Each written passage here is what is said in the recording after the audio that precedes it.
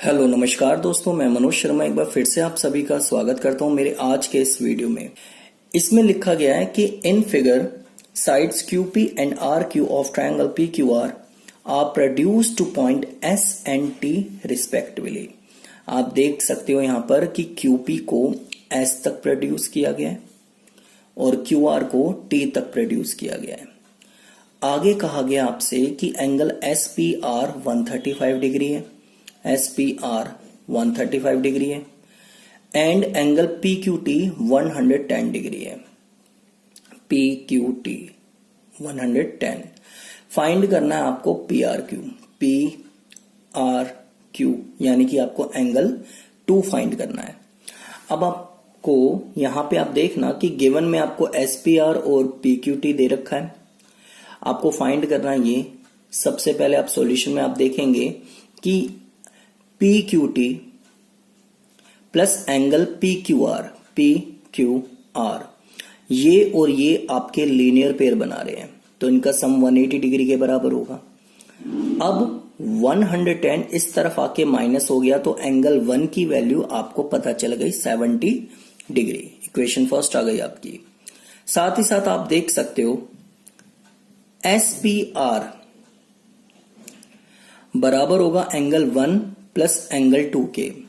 आप देख सकते हो किसी भी ट्रायंगल में हमने पिछले वीडियो में हमने ये बात सीखी थी, एक्सटीरियर एंगल प्रॉपर्टी के बारे में हमने बात पढ़ी थी कि अगर कोई एंगल ट्रायंगल के बाहर आता है तो वो अंदर वाले दो अपोजिट एंगल्स के सम के बराबर होता है। तो 135 डिग्री बराबर होगा एंगल 1 प्लस एंगल 2 के। तो आप देख सकते हो कि यहां पर SPR बराबर हो गया 1 प्लस 2 के। 135 डिग्री आपको दे रखा है ये। एंगल 1 की जगह हमने 70 रख दिया क्योंकि हमने ऊपर प्रूव कर चुके हैं। एंगल 2 ही रहेगा आपका क्योंकि ये फाइंड करना आपने। अब इसको इधर ले जाओ तो आपकी एंगल 2 की वैल्यू आ जाएगी कितनी, 65 डिग्री। यानी कि एंगल 2 का नाम क्या है पूरा, PRQ। आप PRQ फाइंड कर चुके हो कितना, 65 डिग्री। इसमें लिखा गया है कि इन फिगर आपको एक फिगर दे रखी है जिसमें कहा गया है कि एंगल X आपका 62 डिग्री है, एंगल XYZ आपका 54 डिग्री है। यानी कि आपका ये पूरा एंगल है, आप इसे Y भी बोल सकते हो पूरा। यानी कि आपको X और Y दे रखा है। If YO and ZO are the bisectors of angle XYZ and XZY respectively of triangle XYZ। आपको YO बाइसेक्टर दे रखा है किसका, XYZ का। साथ ही साथ OZ आपको बाइसेक्टर दे रखा है XZY का। और आपको पता है किसी एंगल का बाइसेक्टर का मतलब ये होता है कि वो एंगल आपके दो इक्वल पार्ट्स में डिवाइड हो जाएगा। तो यानी कि अगर ये पूरा एंगल 54 है तो इधर वाला एंगल भी 27 डिग्री का हो गया और ये वाला एंगल भी 27 डिग्री का हो जाएगा। अब सबसे पहले आपको इसमें एक ध्यान देने वाली बात ये है कि अगर आपको ये समझना है कि क्वेश्चन स्टार्ट कैसे करना है तो आप ये खुद समझ सकते हो कि किसी भी ट्रायंगल में जब आपको दो एंगल्स दिए जाते हैं तो आपको तीसरा एंगल फाइंड करने के लिए आपको एंगल सम प्रॉपर्टी लगानी ही पड़ती है। तो यहां पे आपको X भी दे रखा है और ये पूरा Y दे रखा है। तो सबसे पहला काम आप क्या करोगे कि यहां पर एंगल सम प्रॉपर्टी से आप Z की वैल्यू फाइंड कर लो। तो हम देख सकते हैं कि यहां पर आपको लेकिन फाइंड जो करनी है आपको क्या करना है, OZY फाइंड करना है और YOZ फाइंड करना है। In triangle XYZ angle X plus angle Y plus angle Z 180 degree, 62 degree X दे रखा है आपको, Y दे रखा है 54 डिग्री, Z हमें नहीं पता। तो जो नहीं पता उसको निकालने के लिए हम क्या करते हैं, इन दोनों को उधर ले जाएंगे प्लस करके तो 116 आ जाएगा और इसमें से क्या कर देंगे इसे माइनस, तो आपको एंगल Z पता चल गया 64 डिग्री। अब आप देख सकते हो यहाँ पे जो हमें चीज दे रखी है गिवन में, बाइसेक्टर्स दे रखा है, तो हम यहाँ पे लिखेंगे since YO and ZO are the bisectors of angle XYZ and XZY respectively, therefore आप देखोगे कि ट्रायंगल यहाँ पे नीचे बन रहा है OYZ, तो इसलिए जब हम बाइसेक्ट करेंगे, इसे रूल लगाएंगे, तो हम सिर्फ नीचे वाला एंगल लेंगे, ये वाला। अब बहुत सारे बच्चे ये सोच सकते हैं कि हम OYX भी तो ले सकते थे, तो मैं उनसे कहूंगा बिल्कुल ले सकते थे, लेकिन हमें OYX से कुछ मिलेगा नहीं, क्योंकि वो इस वाले ट्रायंगल के अंदर नहीं आ रहा, और हमें चाहिए जो इस वाले ट्रायंगल के अंदर आए, और आपको पता है कि वो OYZ आ रहा है। ऐसे ही यहां पे क्या मिलेगा हमें, OZY। तो इसीलिए हमने OYZ को लिया और OZY को लिया। आप देख सकते हो OYZ पूरे एंगल का आधा हो जाएगा, यानी कि पूरा एंगल है y का आधा करेंगे तो 54/2, यानी कि यहां पे आ गया कितना, 27 डिग्री। ऐसे ही यहां पे OZY अगर हमें निकालना है तो पूरा एंगल Z की वैल्यू कितनी आई थी, 64 डिग्री आई थी, और मैंने आपको बताया था कि हमें अंदर वाला, ये वाला चाहिए, क्योंकि ये इस ट्रायंगल के अंदर आ रहा है। तो ये निकालने के लिए हमने क्या करना पड़ेगा, फिर से 1/2 कर देना है XZY का, तो 64 का आधा करो तो 32 डिग्री पता चल गया। अब आप देख सकते हो कि यहां पर OZY फाइंड करना था ना आपको, OZY, और आप देख सकते हो ये OYZ ट्रायंगल के अंदर ही आ रहा है। दूसरा आपको फाइंड करना है YOZ। अब इन ट्रायंगल OYZ आप देख सकते हो, आपको ये पता चल चुका है, आपको ये भी पता चल चुका है, आपको ये निकालना है। आपको पता है किसी भी ट्रायंगल में अगर दो एंगल्स पता है तो तीसरा एंगल फाइंड करने के लिए हम एंगल सम प्रॉपर्टी लगा सकते हैं। तो यहां पर हमें वही काम करना है। In triangle OYZ, angle OYZ plus angle OZY plus angle YOZ equals to 180 degree. Reason में आप लिखोगे एंगल सम प्रॉपर्टी। 27 डिग्री आपको दे रखा है, ये यहां से पता चल गया आपको। OZY की वैल्यू 32 डिग्री है, यहां से पता चल चुका है आपको। YOZ आपको नहीं पता, क्योंकि यही चीज आपको फाइंड करनी है। तो 27 प्लस 32 उस तरफ ले जाके माइनस करो, तो आपको YOZ की वैल्यू कितनी पता चल गई, 121 डिग्री। और साथ ही साथ आपको OYZ कितना पता चल चुका था, 32 डिग्री। इसमें कहा गया है कि AB पैरेलल है DE के। एंगल BAC आपको दे रखा है 35 डिग्री। CDE आपको दिया हुआ है 53 डिग्री। आपको फाइंड करना है DCE। गिवन में आप वही लिखोगे, AB parallel DE, BAC 35 and CDE 53। Find आपको ये करना है। सॉल्यूशन में आप देखोगे AB पैरेलल DE की है और AE इज द ट्रांसवर्सल, तो एंगल BAE AED 35 डिग्री के बराबर होगा। रीजन ऑल्टरनेट इंटीरियर एंगल्स, क्योंकि आप देख सकते हो यहां पे Z बन रहा है। अब आपको पता है किसी भी ट्रायंगल में दो एंगल जब हमें पता चल जाते हैं तो तीसरा एंगल फाइंड करने के लिए हम एंगल सम प्रॉपर्टी लगाते हैं। तो आपको अगर ये फाइंड करना है तो आपको इस ट्रायंगल में एंगल सम प्रॉपर्टी लगानी पड़ेगी। तो angle D plus C plus E equals to 180 degree ASP। 53 आपको D पता चल गया, C आपको पता नहीं, E 35 डिग्री है क्योंकि आपने देखा ऊपर दिया हुआ है 180 डिग्री। तो C की वैल्यू निकालने के लिए ये दोनों प्लस करके जो आएगा 88, 180 में से माइनस कर दो, तो एंगल C की वैल्यू कितनी आ गई, 92 डिग्री। तो हम कह सकते हैं DCE इक्वल्स टू 92 डिग्री। इसमें कहा गया है in figure if lines PQ and RS intersect कर रही है, PQ एंड RS इंटरसेक्ट कर रही है कहां पर, T पर, सच दैट इस तरीके से कर रही है कि एंगल पी आर टी आपका 40 डिग्री है, P R T 40 degree, R P T आपका 95 डिग्री है, टी एस क्यू आपका 75 डिग्री है। आपको फाइंड करना है एस क्यू टी, यानी कि आपको एस क्यू टी फाइंड करना है, एस क्यू टी यानी कि ये वाला एंगल।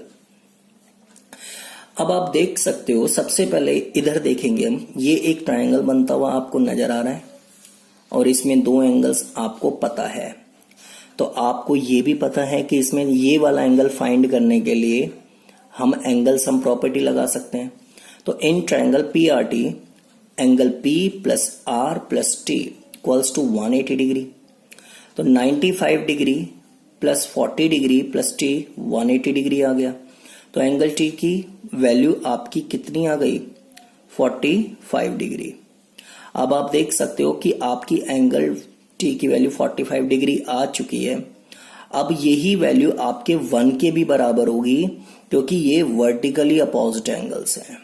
आप देख सकते हो जो एंगल ये आएगा वही एंगल आपका ये आएगा, क्योंकि ये क्रॉस में बन रहे हैं। तो इसकी वैल्यू आपको पता चल गई 45 डिग्री। अब यहां पे भी क्योंकि आपको दो एंगल्स पता चल चुके हैं, अब फिर से आप एंगल सम प्रॉपर्टी लगा सकते हो। तो यहां पे भी हम एंगल सम प्रॉपर्टी लगाएंगे फिर से ये वाला एंगल फाइंड करने के लिए। Angle 1 plus S plus Q equals to 180 degree ASP. 45 degree 1 पता चल चुका है आपको, ये 75 है, आपको क्यू नहीं पता। तो इन दोनों को प्लस करके 180 में से क्या कर दोगे आप? माइनस। तो आपका एस क्यू टी की वैल्यू कितनी आ गई? 60 डिग्री। इसमें कहा गया आपसे in figure P Q perpendicular है पी एस के, पी क्यू पी एस के परपेंडिकुलर है, दैट मीन्स आपका यहां पे 90 डिग्री बन गया। एंगल एस क्यू आर 28 दे रखा है आपको, S Q R 28 degree. And Q R T आपको दिया हुआ है 65 degree. Find the values of X and Y. आपको एक्स फाइंड करना है और वाई फाइंड करना है। चलिए शुरू करते हैं। गिवन में आप देखेंगे पी क्यू परपेंडिकुलर है पी एस के एंड पी क्यू पैरेलल है एस आर के। एस क्यू आर 28 है, क्यू आर टी 65 है। आपको फाइंड करना है एक्स एंड वाई। सॉल्यूशन में हम देखेंगे सिंस पी क्यू पैरेलल है S R and Q R is the transversal.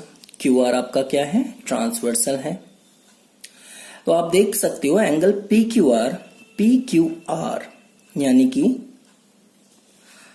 ये पूरा angle plus angle Q R T आपका ऑल्टरनेट इंटीरियर एंगल्स बना रहे हैं, क्योंकि ये जेड की शेप बन रही है। तो इसमें लेकिन आप देखोगे पी क्यू आर में दो एंगल्स इंक्लूड हो रहे हैं। x प्लस 28 बराबर में हम क्या रखेंगे? 65। अब आप देख सकते हो कि यहां पर x की वैल्यू निकालने के लिए 28 माइनस हो जाएगा, तो आपकी x की वैल्यू आ गई 37 डिग्री। अब आप ले लो ये वाला ट्रायंगल, कौन सा? P Q S. इसमें आप लगा दो angle sum property of a triangle. x plus Y plus P equals to 180 degree होगा। x की वैल्यू पता चल चुकी है आपको 37 डिग्री, y आपको नहीं पता, p आपको ऑलरेडी 90 डिग्री दिया हुआ है। अब 90 उस तरफ जाके माइनस हो जाएगा, 90 और 37 प्लस होकर आएगा 127 और इसमें से माइनस कर दो, तो y की वैल्यू आ गई आपकी कितनी? 53 डिग्री। दस x 37 degree and y 53 degree. इसमें कहा गया है इन फिगर, आपको एक फिगर दे रखी है, side Q R to triangle P Q R is produced to point S। आप देख सकते हो पी क्यू आर ट्रायंगल की एक साइड जो कि क्यू आर है, इसको S तक प्रोड्यूस किया गया है। If the bisector of angle PQR and PRS meet at point T, PQR का बाइसेक्टर QT है, यानी कि ये, और PRS का बाइसेक्टर RT है, और दोनों आप देख सकते हो T पॉइंट पर ही मिलते हैं। प्रूव करना है आपको QTR बराबर 1/2 एंगल QPR, 1/2 QPR। अब आप देखोगे गिवन में आपको ये चीज जो है आपको दी हुई है, क्योंकि बाइसेक्टर है, तो बाइसेक्टर है तो हम TQR को 1/2 PQR कर सकते हैं, क्योंकि आप देखोगे अगर QT बाइसेक्टर है तो ये वाला एंगल और ये वाला एंगल दोनों ही बराबर होंगे। अब बराबर होंगे तो इसका मतलब ये हो गया कि ये वाला एंगल इस पूरे एंगल का आधा होगा, क्योंकि बाइसेक्टर में क्या होता है कि एंगल इक्वली डिवाइड हो जाते हैं। तो हम जब डिवाइड कर सकते हैं तो हम ये भी बोल सकते हैं कि ये वाला एंगल भी PQR का आधा होगा और ये वाला एंगल भी PQR का आधा होगा, लेकिन हमें इसकी जरूरत नहीं थी, तो हमने क्या लिखा, सिर्फ TQR equals to 1/2 PQR। PQR का क्या है, आधा है।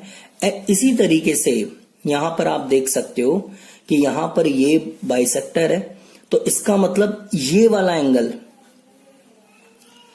पूरे एंगल का यानी कि PRS का आधा होगा, यानी कि हम कह सकते हैं TRS 1/2 होगा किसके, PRS के। इसमें एक ध्यान देने वाली बात यह है कि आपको PQR में भी जो QT बाइसेक्ट कर रहा है उसमें आपको एंगल ये वाला लेके चलना है। देखो TQR, ऐसे ही इसमें आपका जो RT बाइसेक्ट कर रहा है तो यहां पर भी आपको एंगल जो लेके चलना है वो ये वाला लेके चलना है, TRS, यानी कि TRP की जरूरत नहीं है, ना इसकी जरूरत है ना इसकी जरूरत है। अब आप देखोगे टू प्रूव में हमें ये करना है, तो आप सबसे पहले देखेंगे इन ट्रायंगल PQR ट्रायंगल में अगर आप ध्यान से देखो तो आप देख सकते हो कि PRS ये पूरा एंगल इस ट्रायंगल के बाहर की तरफ आ रहा है, और हम ये बात अच्छे से जानते हैं कि अगर कोई एंगल किसी ट्रायंगल के बाहर आता है तो वहां पे एक्सटीरियर एंगल प्रॉपर्टी लग जाती है, यानी कि angle P plus angle Q बराबर होगा किसके, PRS के। तो हम कह सकते हैं एंगल PRS बराबर होगा एंगल P प्लस Q के एक्सटीरियर एंगल प्रॉपर्टी। पूरी इक्वेशन को आप क्या करो, 1/2 से डिवाइड कर दो, 1/2 से मल्टीप्लाई कर दो आप, तो आप देखोगे PRS का आधा अगर हम करेंगे तो आप देख सकते हो यहां पे ऊपर PRS का आधा क्या होता है, TRS, तो हमने इसकी जगह TRS लिख दिया। एंगल P का आधा नहीं हो सकता इसलिए उसको ऐसे ही रहने देंगे, और एंगल Q का आधा आप ऊपर देख सकते हो, सॉरी यहां देख सकते हो आप, एंगल Q का आधा क्या है, TQR, तो हमने इसकी जगह क्या लिख दिया, TQR। ये आपकी कौन सी इक्वेशन आ गई, फर्स्ट। यहां तक आपको स्टेप समझ में आ गए होंगे। एक बार हम दोबारा देख लेते हैं कि हमने पूरी इक्वेशन को 2 से डिवाइड कर दिया, या हम ये कह सकते हैं 1/2 से इंटू कर दिया, तो PRS का आधा किया हमने तो TRS आ गया, एंगल P का आधा किया तो एंगल P ही ऐसी का ऐसी रहेगा, और एंगल Q का आधा किया और आप देख सकते हो ऊपर एंगल Q का आधा करके क्या आता है, TQR। अब ट्रायंगल आप ले लो TQR ट्रायंगल में आप देखोगे अब ये वाला एंगल बाहर की तरफ आ रहा है, फिर से यहां पे एक्सटीरियर एंगल प्रॉपर्टी लगेगी क्योंकि ये इस ट्रायंगल के बाहर की तरफ आ रहा है। तो आप देख सकते हो एंगल टी आर एस बराबर होगा टी क्यू आर के प्लस क्यू टी आर के, क्योंकि दो अपोजिट एंगल के सम के बराबर होता है। अब ये भी इक्वेशन आपकी टीआरएस के बराबर है, ये भी इक्वेशन आपकी टीआरएस के बराबर है, तो ये वाली वैल्यूज भी आपके इसके बराबर हो जाएगी कंपेयर करेंगे तो from equation first and second we get 1/2 angle P plus T Q R equals to T Q R plus Q T R. T Q R से टी क्यू आर कैंसिल हो गया, half the angle P equals to Q T R आ गया। तो हम कह सकते हैं क्यू टी आर बराबर है किसके, 1/2 एंगल क्यू पी आर, क्योंकि एंगल P के आधा जो है उसको हम क्यू पी आर बोलते हैं। तो एंगल P का पूरा नाम क्या होगा, क्यू पी आर, और 1/2 क्योंकि चल रहा है साथ में तो 1/2 का 1/2 रहेगा।